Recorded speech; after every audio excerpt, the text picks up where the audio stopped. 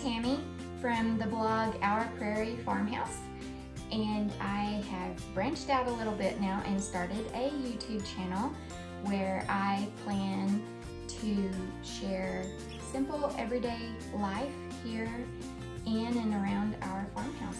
So welcome to my YouTube channel. Today I thought we would cook a simple, healthy, just down-to-earth, hearty meal since fall's coming on, and today actually it is a little, it's not real cool, but we do have a little bit of a touch of fall in the air, so that kind of excites me. So with fall in the air, I thought I would cook us a meal tonight of good old comfort food.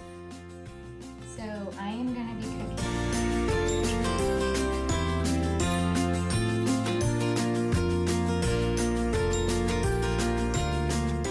pinto beans. We always called them red beans where I grew up in Oklahoma, but I believe most people probably call them pinto beans. So I'm going to be cooking the beans and some good old fried potatoes and a pan of cornbread, and then I've got a fun, healthy, simple little dessert at the end, so stick around for that. So to make my beans, I just have about 4 cups of beans.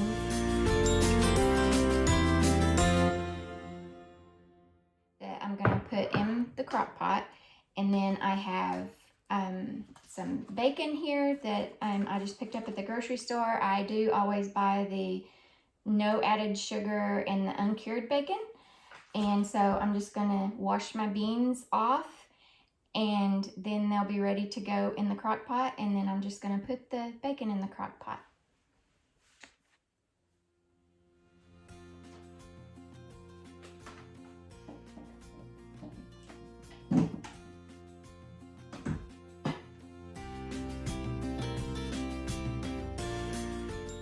Okay, I filled the crock pot up with water about 3/4 of the way full and turned it on high.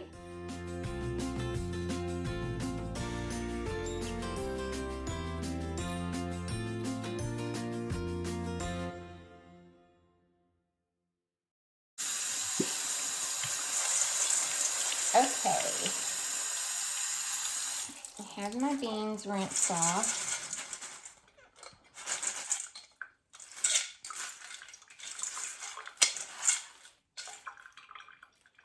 Now I'm just going to pour them into the crock pot.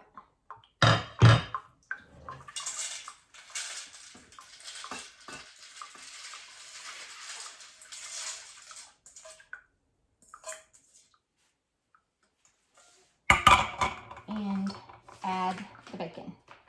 And you can cut the bacon up if you would like to. I don't ever cut my bacon up. I just put it in there because it cooks down and it kind of all separates anyway after it's been cooking for so long. So I just put it in there. Now you always want to start your beans cooking. If you want them for supper, start them cooking early in the morning because it does take several hours for them to get done in the crock pot. There are other methods of cooking beans. You can cook them on the stovetop in a pot. That takes a lot less time, but you really have to watch them, and they can scorch real easy. They cook the water down real quick, and so if you are a cook like me, I don't have as good of luck cooking them that way as I do in the crock pot. So I do everything the simplest way. So that's why I like to cook the beans in the crock pot, and they are really good too. So that is literally all I do for cooking the beans until later in the evening. I just let them cook in the crock pot, and I season them later in the day after they've been cooking for a while.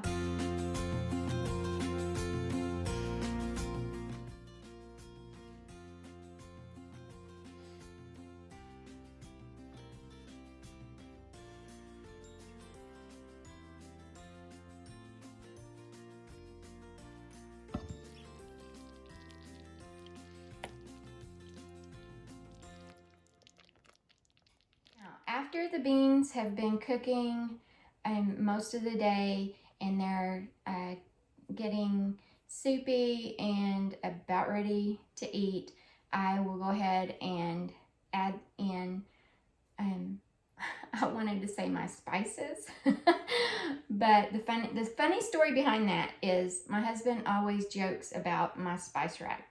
The redneck spice rack, all I have is salt and pepper, and that's pretty much true. But anyway, I would say probably a teaspoon of salt and a teaspoon of black pepper to season the beans. And then I always add also a dash of garlic salt, actually probably a little more than a dash, a few dashes. And my husband really likes it with the garlic salt in it. And I like it too. But that's the thing about cooking beans. You can kind of do your own thing with them too, and just kind of season them to taste and make them your own. And the salt that I like to use is pink Himalayan salt. So I'll just put some salt in there and a little pepper.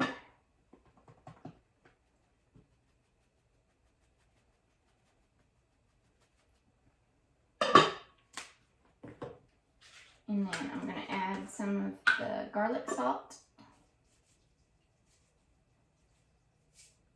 Okay, now I'm going to move on to the potatoes. And so all I'm going to do is wash them and peel them.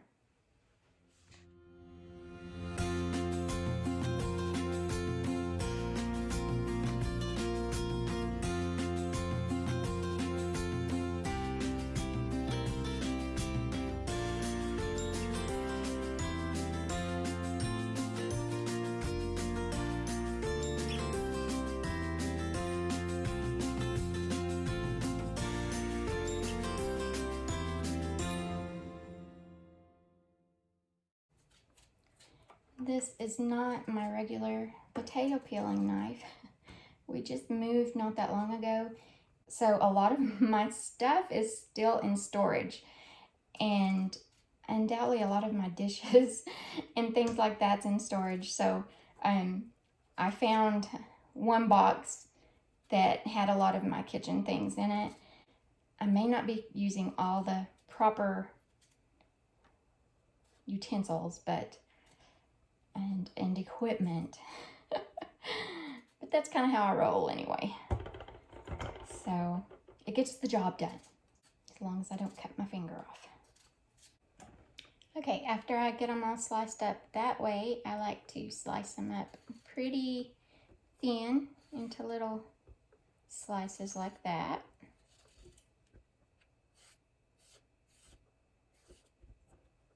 Okay, now I've got my potatoes cut up, and I will heat my skillet up, and I'm going to put some coconut oil in it to get hot. Okay, I put just probably maybe like a quarter of a cup of this coconut oil in my skillet, and I'm going to let it start getting hot.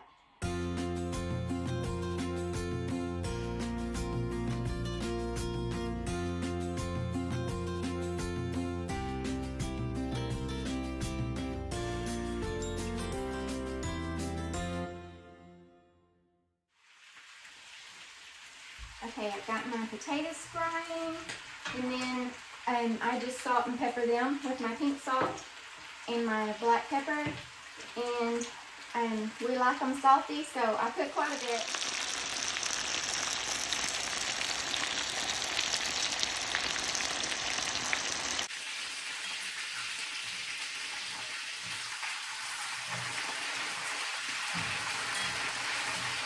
I like to let the potatoes cook for a few minutes and without turning them, and then turn them so they don't get mushy and fall apart.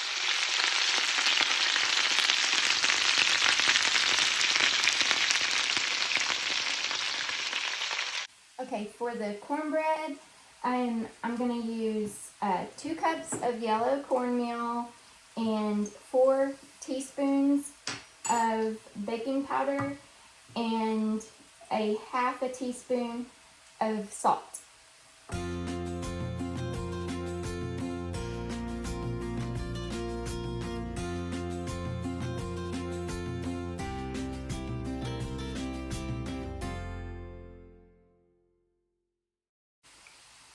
One and a half cups of milk added to the cornmeal and other dry ingredients. 2 eggs, and that's all I had left, so I'm glad I had those. I didn't realize I was low on eggs.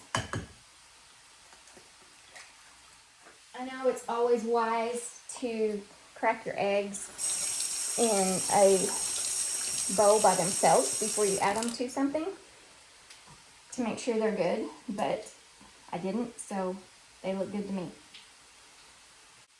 Okay, now I'm going to add 2 tablespoons of melted shortening, and I'm just going to use some of my coconut oil, but I'm going to just stick it in the microwave real quick so it will be more of a liquid. Not going to leave it in there for very long.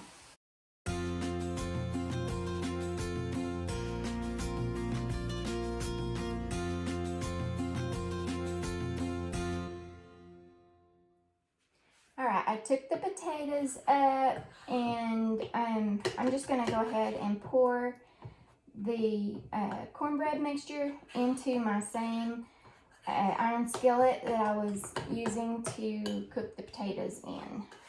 And it's still hot from having them taken up, so that should work just fine.